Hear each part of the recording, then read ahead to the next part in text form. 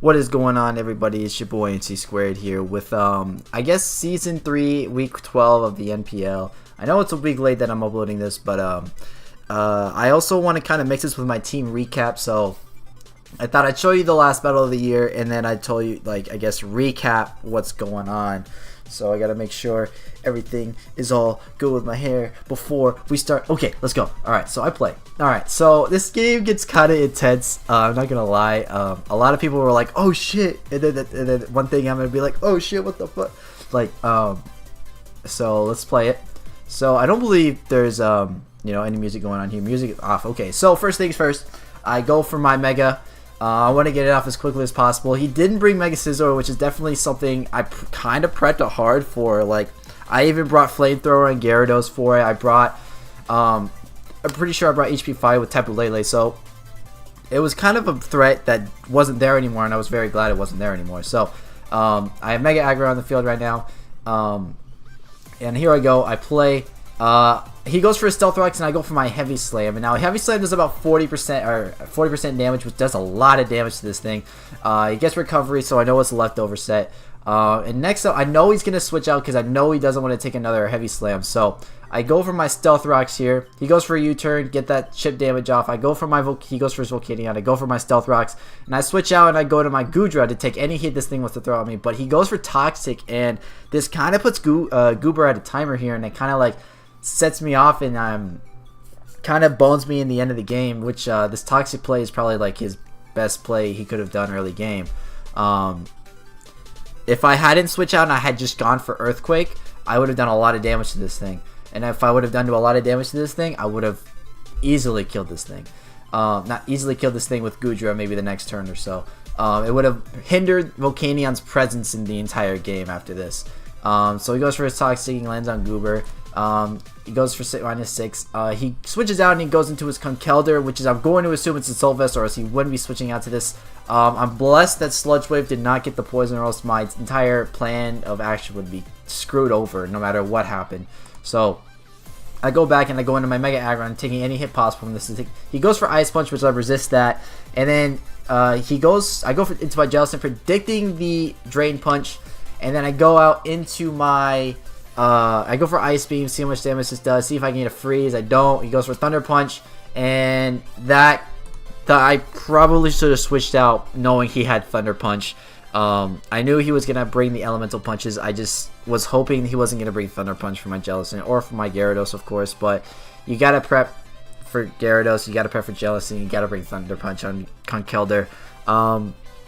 If I had saved Jellicent's HP at the end, I think I would have won this game. But if I would have switched out to Nidoqueen instead of just going for the Ice Beam, I might have done something to this thing. But I go to my Nidoqueen here. He goes for another Thunder Punch, and I obviously am immune to that. I switch out, I go for Tapu Lele. He goes for Ice Punch here, and I hope that it didn't do a lot of damage. It does 41%, and I'm okay with that. I'm perfectly okay with that being that.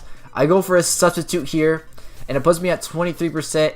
I reveal that I'm no longer a leftover set, so I could be Life Orb, I could be Twisted Spoon, I could be Extra Belt. He doesn't know that what I am yet. Go for Calm Mind, I set up +1, and now I easily took that Side Shock, no problem, and now I am ready to blow anything in my path away, because I'm a Life Orb Tapu Lele set, and anything is dying to this thing. So I go out for a Moonblast, I kill this thing, and now I only have room to kill 2 more things at the maximum, because obviously Life Orb damage is 10% and I have 13 health left. Luckily I was able to kill this Roserade, because this Roserade is actually a huge threat on my team, because I didn't really have anything for it. Maybe Gyarados and Flamethrower, but that's about it.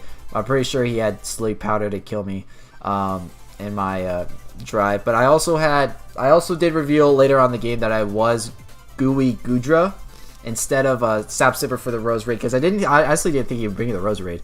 So he goes for Sludge Bomb to kill my Substitute, and I go for Psychic and I kill him. He goes out into his Landorus and he kills me with a Earth Power. Now if I had gone out to Gyarados here right away, I may have could have saved Tapu Lele for a sack, but it's whatever. Tapu Lele had to have gone down eventually. We got 2 kills at the last game, so that was really good, 2 for 1.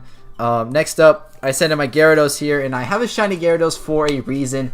You'll see in a second. I lower this guy's attack, thinking that he does really well. I do really well against this thing, so I just straight up go for a Z Happy Hour. Now there is no, we did not, we made sure that we could use any Z move, and I figured out that Gyarados gets Z Happy Hour by a what's it called? A special tutor, actually. So a special event in Japan, and it had to be a shiny Gyarados. So I had to use shiny Gyarados for this beautiful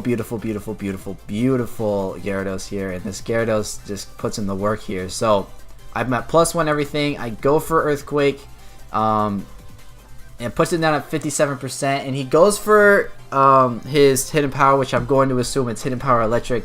He puts me down to enough that +1 in special defense actually helped me a lot to begin with, because if I didn't have that +1 in special defense, I would not have been able to live that hit.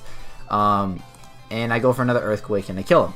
So next up, he brings into his Landorus, and here is where I messed up. So on Showdown, the regular set for a Landorus is a Rash set, and the Rash max speed is 153. And I calced my speed to be Gyarados at +1, but 156. But no, figuring that Rash was just a special attacking raising nature, not a speed raising nature, I ended up not being an outspeed here with my Waterfall. He goes for a Sludge Wave. He kills me.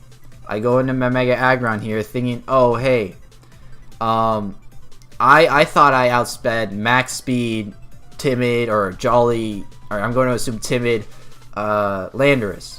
So thinking that he is whatever, I'm thinking that he is Choice Scarf instead of Life Orb. So I switch into here, he goes for Earth Power, and I die. So I'm like, wait, how did I not outspeed this Landorus with my Gyarados?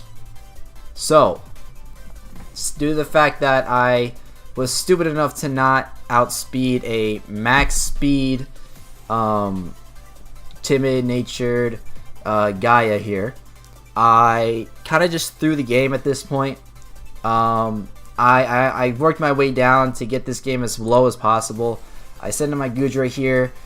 He goes out into his Sylveon, and now it's just like, alright, I gotta go for Ice Beam because there's no matter what. I can't go for Sludge Wave here, thinking he's gonna go into Conkeldurr. Conkeldurr gets the poison and that 10%. So I go into Ice Beam here, and I get the freeze here, which I am blessed to get this freeze here. And I was like, I kind of thought to myself, I was like, hey, I gotta get the freeze here. Like, if I don't get the freeze here, I lose to a 3-0. And I end up getting the freeze. Blessed that I am. I get the crit here, so I get a freeze and a crit. So it's kind of like super hacks. Wow! Oh my gosh! Freeze! But then he goes into his Conkeldurr. His Conkeldurr goes for. I go for Draco Meteor, doing as much damage as possible because I am a special variant Goober, not a physical variant. So I go for as much damage as possible. He goes for Drain Punch. He loses his speed. Gets a lot of HP back, which I was hoping he wouldn't get that much HP back. I go for into my Nidoqueen here. And I go for Sludge Wave. I don't kill him enough. He goes for Drain Punch. Alright, I go Drain Punch. He goes for Ice Punch. And then I go for another, whatever it's called, Earth Power. But, if he really wanted to, while I was going for Earth Power the second time, he could have just switched into his, what's it called, his Landorus, and just 2-0'd me instead of just 1-0'd me. So, I'm pretty sure he went for the, I want to win this game. So, and if it's funny because I could have actually knocked Eric here out of playoffs if I had actually won the game here. So it was kind of needed that he needed to win this game here. So I then go for Ice Beam, not being able to outspeed, not being a Colbur Berry, being able to take a ground type. So I lose Nidoqueen here, and getting hit by rocks, I die to an Earth Power. So if I had more HP on Jellicent, I would have been able to kill this Gaia. If I didn't have toxic damage on Goodra, I may have been able to survive another hit from this Gaia. But it just comes down to the fact that I didn't outspeed with Gyarados, and that is the entire reason why I lost the game. for myself. If I would have outspeed, max speed, timid natured Gaia, I would have won the game. But it was all on my fault. It was all my pressure. Not pressure, but like my mistake. So good game to Eric, of course. And now what we are going to do is I'm going to do this.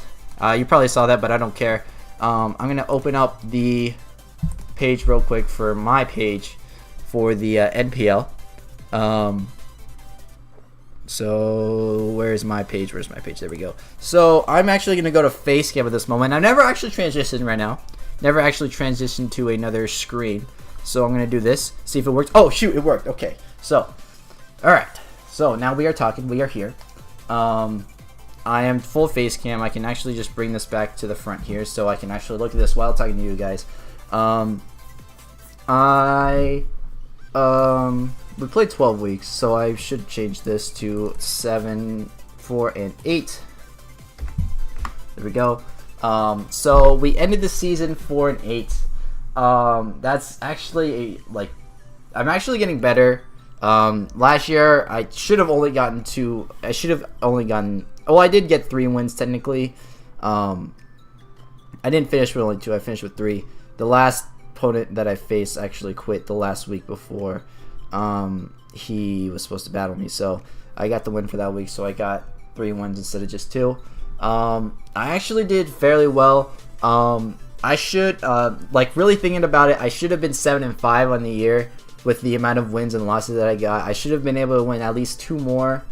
That would have bring me up to 6 and 6. It's just like I could have been 7 and 5 somehow, and I'm a little upset that I didn't become 7 and 5. If I had beat Eric the first time, and I had beat Eric the second time, and then if I had actually outsped in week 8 with my Embor with Tailwind, I would have actually outsped a Scarf Guard where I would have actually won that game. So it just comes down to stupid mistakes that I've done. But yeah, it's still a fun game. It's still a fun league to be in. I'm glad. I'm still blessed to be in this league, by the way. So yeah, I did a lot better this year than I did last year, to be honest with you guys. Just like overall playing wise, people in the league actually recognize like, hey, this guy's actually playing better. He's actually being I don't know why I'm looking at this screen, but he's actually being a competitor. He's actually being somewhat of a threat in a way. So it's very nice to hear positive, I guess, reinforcement to from the people that I battle all the time. And it's just my kill leader, blessed to have been Tapu Lele at 12 kills. Gudra was, I don't know how Gudra honestly got 10 kills, but it got 10 kills. Mega Aggron got 5 and 8. Embor went 7 and 7. Nidoqueen went 6 and 7. Whimsicott went 2 and 1, or sorry, 1 and 3. Jellicent went 3 and 3, evened out. Mandibuzz went 0 and 3. Rhydon went 0 and 1. Gyarados went 3 and 6. And Alolan Raichu went 1 and 1, only playing 1 game, unfortunately. I wish I had been able to use Alolan Raichu a little bit more. It was a good mon, but I already had a dominant Psychic type with Tapu Lele, so it wasn't really needed that I had to bring Alolan Raichu every time. It was just easier that I had Tapu Lele, and then I also had Alolan Raichu if I had a backup Psychic type. So yeah, it was still a very fun season. I hope that next season goes a lot better. Honestly, I'm thinking about if I get the chance to draft Tapu Lele again. I started being able to use Tapu Lele a little bit better as the season progressed. It was hard to use Tapu Lele because so many people prepped so hard for Tapu Lele that it was hard to bring it out without it being killed by, I don't know, an HP poison or something just to destroy this thing. Most people brought a physical type mon to counter Tapu Lele. Like, I would watch their team prep to see how they would counter Tapu Lele, and 3 Pokemon would be able to counter Tapu Lele if they were sent in. And it's just being able to go for that substitute and go for that Calm Mind and being able to outspeed some mons. Being at 95 speed is such a great thing that it's so hard for other mons to outspeed unless you have to be a Scarfed mon, and in that case I can bring out another mon and just punch a hole through something that needs to be punched. Mega Aggron was a great mon to use. It was a very defensive mon, but it didn't have the special defense that I needed.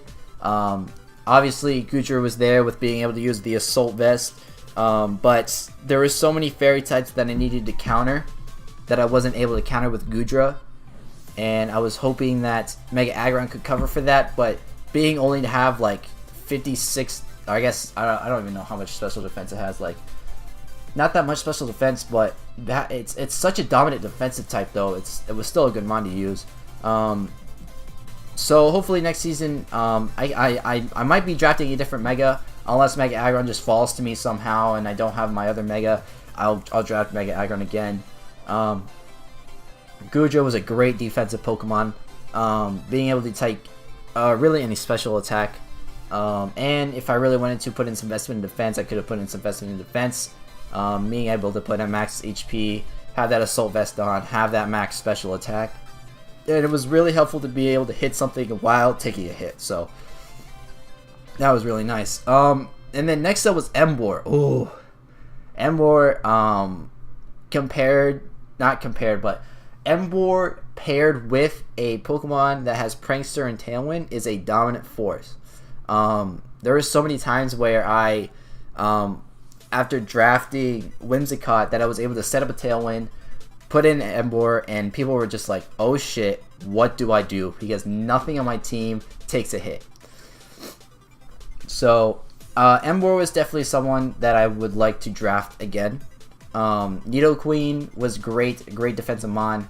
I just didn't really use it as I should have. I used it more of as a attacking Pokemon than a defensive Pokemon.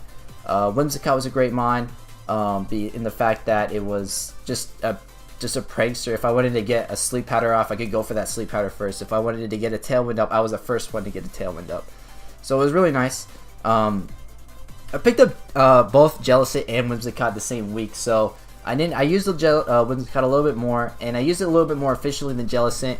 But Jellicent was still a Pokemon that was very helpful. I didn't like Mandibuzz. Mandibuzz was one of the Pokemon that I drafted I didn't like. I never really understand how to use Mandibuzz, mainly because I never used it, but it was still a good mon.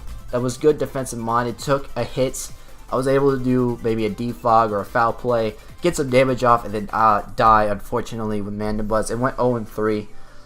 But still, it was a mon that I needed to try out because so many people love Mandibuzz, but I don't think I'll be drafting Mandibuzz again. Not for a while, until I understand how to actually use it wisely. Rhydon, the one time I used Rhydon was probably the best time to ever use Rhydon, so that was really good. Gyarados was a monster. Whenever it took the field, it posed a threat. Being able to put a physical attacker at -1 and having him switch out was a good thing. Alolan Raichu, again, I wish I'd used a little bit more. Only going 1-1 with one game. But of course, having Tapu Lele and Alolan Raichu isn't the best, but it's still something, still a good duo threat, if that makes sense. But overall, this season was a little bit better. I went 3-3 divisional. And hopefully next year I do better, of course. So I just want to thank you guys for watching. Thank you guys for watching my recap. Thank you guys for supporting the season, for supporting the dream. But I'm gonna get on out of here. I hope you guys have a great day, and I will see you on the next one. And if you guys only watch competitive battles, I will see you guys next season. Peace.